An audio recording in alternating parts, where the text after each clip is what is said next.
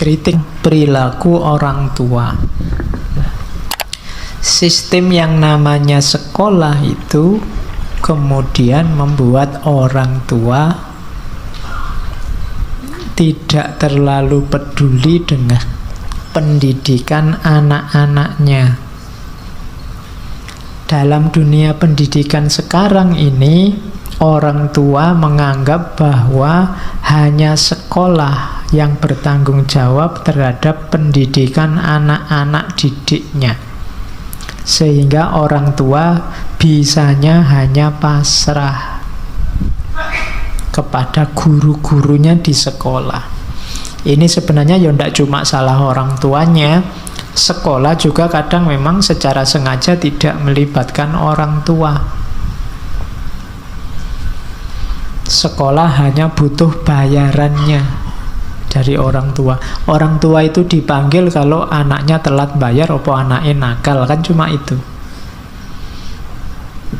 Jarang orang tua dipanggil karena kenapa saya dipanggil Pak Guru, anak bapak itu loh kok susah ya kalau dijelaskan di kelas, memahaminya kan jarang begitu. Paling dipanggilnya karena sudah 3 bulan nunggak bayarannya. Karena seputar-seputar itu dilibatkannya. Akhirnya yang ada di pikirannya orang tua, ya wis pokoknya pendidikan kepinteran anaknya itu kewajiban guru dan sekolah. Mereka yang membayari. Jadi akhirnya logikanya jadi logika jual beli. Itu nanti yang dikritik-kritik yang lain, sekolah jadi komoditas. Sekarang saya tidak tahu kenapa sekolah-sekolah mulai TK, SMP, SMA yang mahal itu justru favorit. Mungkin tingkat perekonomian orang Indonesia sudah naik. Semakin mahal semakin naik. Kalau yang murah malah sepi. Yang swasta-swasta itu kan, yang murah itu malah jarang peminatnya. Yang mahal, ada TK yang tahun pertama masuknya bisa nyampe 25 juta 30. Bayangkan itu, kamu kuliah di UIN S1, S2 sampai lulus itu. Itu baru tahun pertamanya saja. Bayangkan dengan bayaran semahal ini, orang tuanya wis lebih lagi mesti alas sekolahnya bayar mahal mesti mutu. Nggak tak apa-apain anakku mesti sakti dengan sendirinya di sekolah. Kan begitu cara mikirnya orang tua akhirnya. Oke, ya nggak menyalahkan biayanya. Ya semoga impas dan imbang dengan kualitas yang dihasilkannya. Tapi yang dikritik ini, orang tua nggak boleh pasif. Orang tua yang miskin akhirnya yang ingin anaknya sekolah, nggak peduli lagi anaknya belajar apa.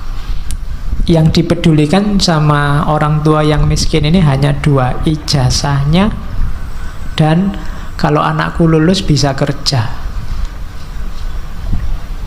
Bukan ilmunya. Tadi siswanya sudah tidak peduli sama ilmu, sekarang orang tuanya juga tidak peduli sama ilmu. Yang penting anakku sekolah, dapat ijazah, terus bisa buat ngelamar kerja. Jadi sekolah akhirnya cuma jadi pabrik ijazah. Kesibukan utamanya adalah memproduksi ijazah. Karena mentalnya sejak awal memang dibangun semacam ini. Itu kalau yang miskin. Yang menengah, katanya Ivan Illich, orang tua kelas menengah ke atas, ya menyerahkan anaknya ke guru-guru supaya anaknya belajar mempelajari sesuatu sehingga tidak jadi miskin kayak yang miskin tadi. Sama sebenarnya orientasinya orientasi kapital. Mereka tidak peduli anaknya belajar apa, yang penting jangan sampai nanti anaknya jadi miskin. Jangan sampai dia yang sudah mapan, kan ini kelas menengah ke atas, nanti anaknya jadinya miskin. Jadi sekolah dianggap investasi. Ya memang sekolah itu sifatnya investatif, tapi investasi ilmu, bukan investasi kapital demi besok dapat uang. Ya seperti saya jelaskan di awal, orang sering salah paham mana proses, mana hasil, mana efek. Prosesnya belajar, hasilnya ilmu, efeknya ijazah, efek selanjutnya dapat kerja.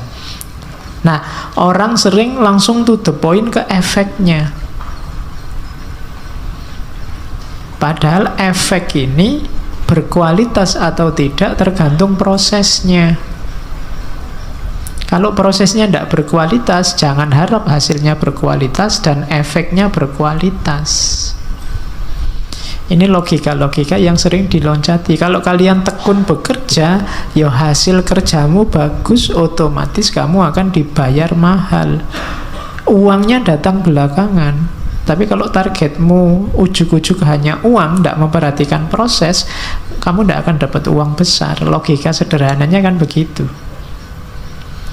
Cuma yang semacam ini kurang diperhatikan oleh sistem yang namanya sekolah. Terus kritik lagi. Gurunya sekarang dikritik juga.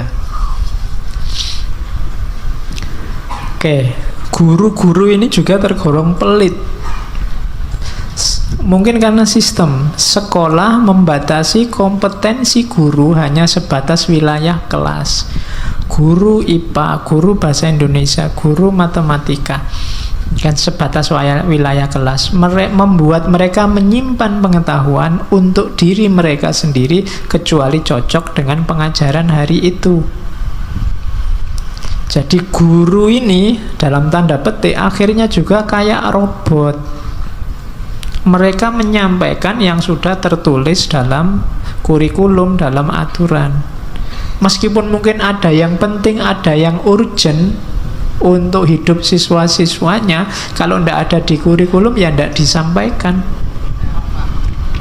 Kadang-kadang muridnya tanya terus jawabannya, oh itu belum saatnya, oh itu kapan-kapan wilayah yang lain, oh itu ya wis. Jadinya semacam jual mahal. Ilmunya sesuai dengan yang tertulis, informasinya disimpan. Mereka punya paten-paten, rahasia-rahasia yang tidak berkepentingan ditolak. Sekarang kan ada model-model haki, perlindungan karya, macam-macam itu kan. Itu juga dikritik oleh Ivan Illich. Lu yang namanya belajar, yang namanya ilmu, yang namanya wawasan, pengetahuan itu kan ya kalau memang penting, baik, bagus, ya mbok biar aja dipakai oleh semua orang. Nggak usah dibatas-batasi. Itu kritiknya untuk pendidik. Terus kritik juga pada pendidik sama kayak logika ijazah tadi. Pendidik itu kualifikasinya terus ngitungnya adalah ijazah. Ada orang pinter tidak punya ijazah dengan orang biasa-biasa punya ijazah, yang dianggap qualified ngajar ya ijazah ini. Mungkin ada orang yang ilmunya level profesor, mungkin dia harusnya ngajar S3 tapi tidak punya ijazah, ya dia tidak boleh ngajar meskipun hanya S1. Tidak ada sistem kita hari ini yang memungkinkan itu. Dan itu yang dikritik oleh Ivan Illich. Akhirnya apa katanya Ivan Illich? Sekolah itu kayak toko yang dijual apa? Kurikulum. Salesnya siapa? Gurunya. Jadi pendidiknya jadi distributornya, jadi salesnya. Jadi itu berarti apa? Guru ini tidak punya kebebasan. Dia tidak bebas berkreasi untuk murid-murid dan siswanya, karena sangat banyak aturan, sangat banyak padoan yang harus dipenuhi. Nah, kritik lagi sekarang kurikulum. Ya. Katanya Ivan Illich, sekolah menjual kurikulum, sebundel materi yang dibuat menurut proses yang sama dan mempunyai struktur yang sama sebagaimana barang dagangan. Produksi kurikulum bagi kebanyakan sekolah dimulai dengan penelitian yang konon ilmiah. Itu kalimatnya manggeli ya. Ada kata-kata kononnya itu loh. Mbok yo ngomong ilmiah aja. Tapi kan tidak apa-apa wong kritikus. Pasti dia punya argumen sendiri kenapa disebut konon.